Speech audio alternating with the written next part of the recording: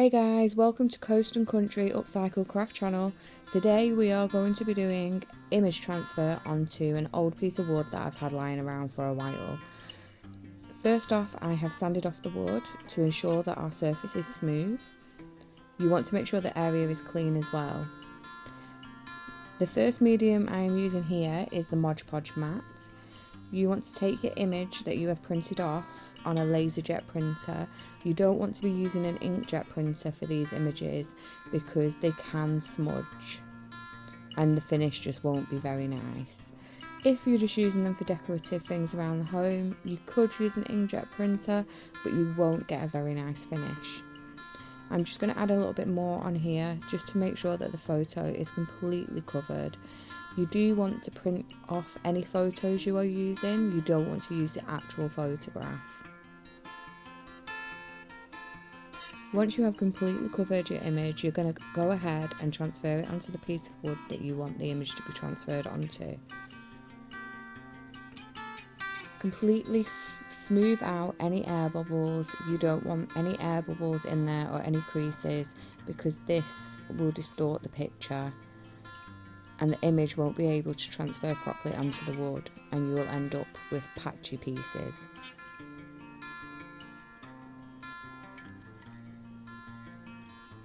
You can just use your fingers as I am doing here to smooth out any bubbles. Some people like to get an old card, or you can actually get a Mod Podge tool for smoothing out any pieces that you are adding on. Next, we are going to use the Mod Podge photo transfer.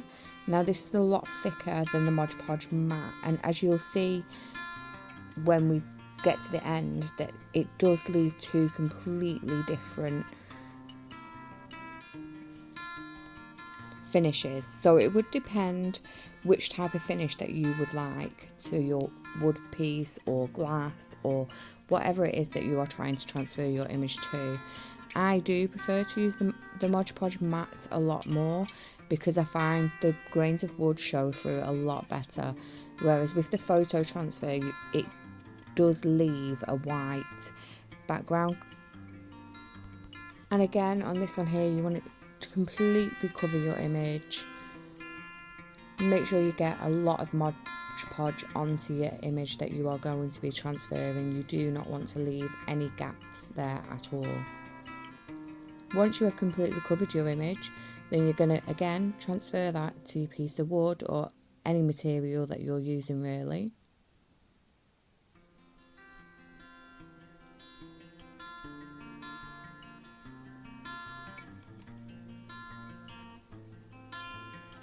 Once you have it positioned in place, again you're going to go ahead and you're going to smooth out any air bubbles and make sure that that is securely onto the surface that you'd like the image to be transferred onto.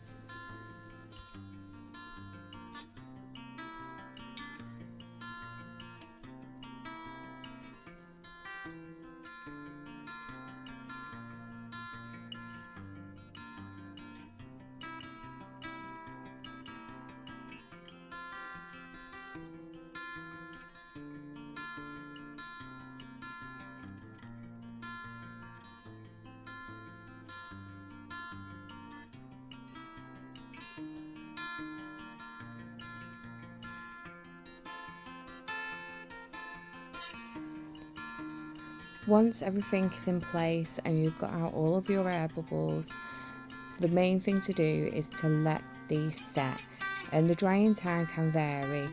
Most people say 24 hours, but if you leave overnight it should be ready for you to get on with the next bit of your project.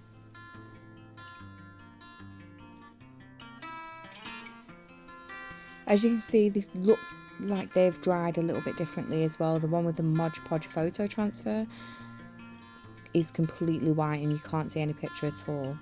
Now you're just going to take a small bowl of water and use either a sponge or a cloth and just gently, a little bit at a time, apply water here.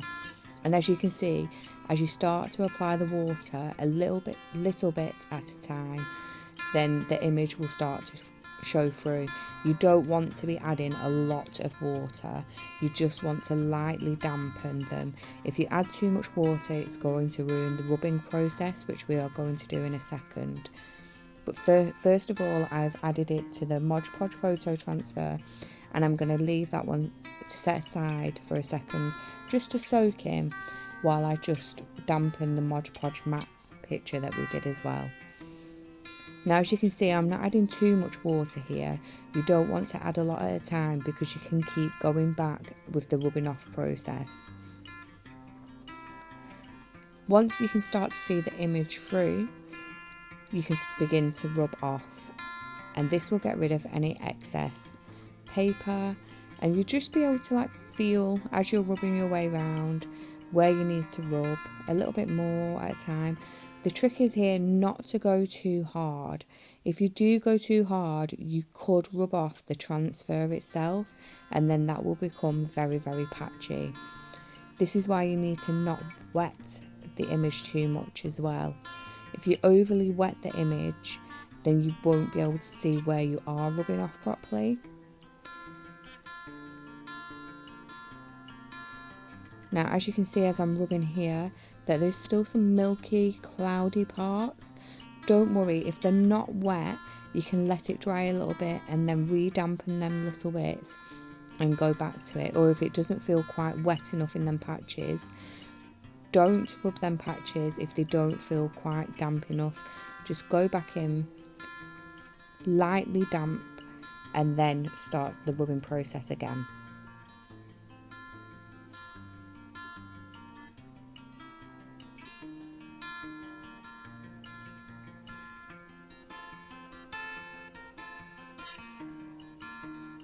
As we begin to get more layers off here, you can start to see the wood grain coming through and how nicely the image has actually transferred to the wood.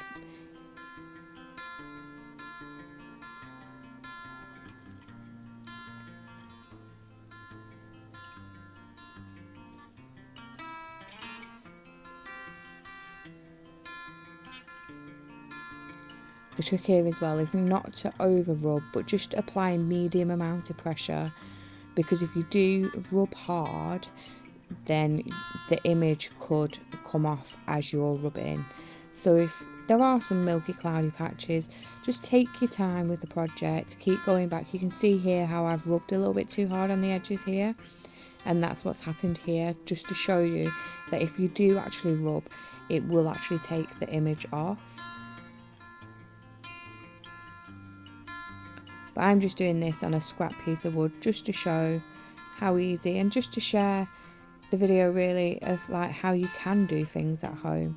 But as you can see, there's still a few milky patches, but you can let them dry out a little bit more and keep going back, and that's the best thing to do really. If you let it dry and then go back, that way your picture should stay a lot more intact and you'll get a very smoother finish. Now onto the Mod Podge with the photo transfer. As you can see, it's already, because it's it leaves a white behind the photo. I love to do these on canvas. They work really well on canvas. Tote bags as well. It's brilliant for using on tote bags. For wood, I do prefer to use the matte Mod Podge because I do like the finish it gives better. And as you can see, now I have begun the rubbing process on the second one, that even though they were both printed off the same printer, both the same, it does leave a very different finish, and to the point of where the pictures actually look a different colour.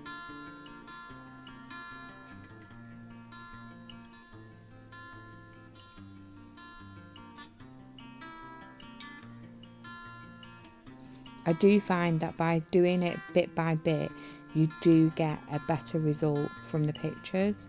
So just take your time and enjoy the process.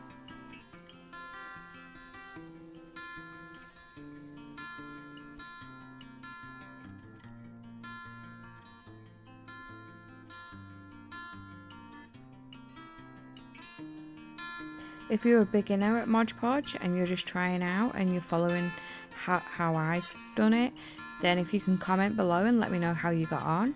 Or if you're an experienced Podge podger and you've got any tips that you'd like to share or any experiences, I'd like to hear from you. Just comment below and I'll get back to you.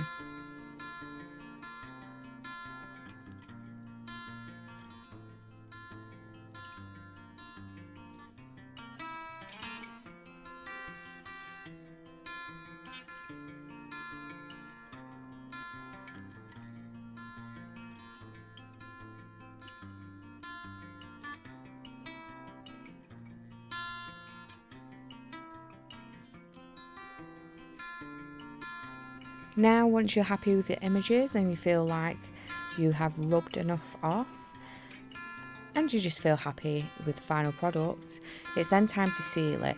I am going to use the Mod Podge mat to seal my images to my wood today. If you were doing a coaster, I would suggest dishwasher safe, and if you were using something for outside, maybe the outdoor Mod Podge, just to give it that final seal.